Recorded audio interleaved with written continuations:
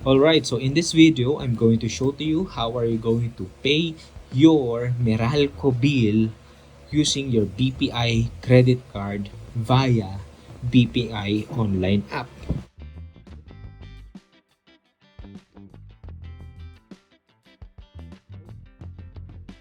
Let's go! So first and foremost, open mo yung BPI app mo. There you go. And of course, may mga security measures dyan.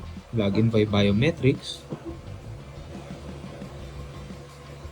Once you're logged in, punta ka lang doon sa my credit card section. I will use that to pay yung ating Meralco bills. So, tapos, punta ka lang sa pay bills. Once you click pay bills, choose ka kung ano gagamitin mo pang bayad.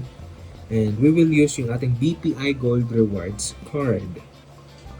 Then from there, we are going to choose pay to. So, titignan mo kung ano yung babayaran mo. Then you will just have to select yung account mo. So, this is my account. There you go. So, once you're done inputting what to use to pay, and then what are you going to pay, lagay mo na yung amount ng babayaran mo.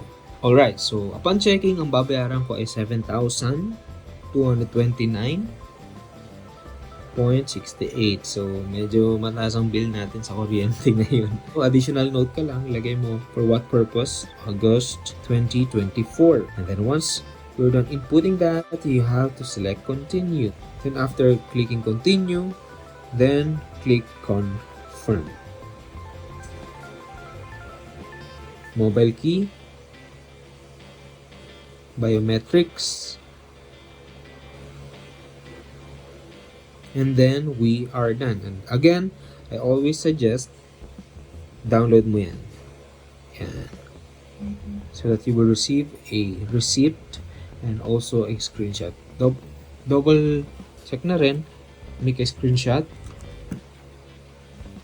There you go, I've made a screenshot. And usually the next day it was already credited, and it will also reflect already on your Meralco app that your bill is already paid.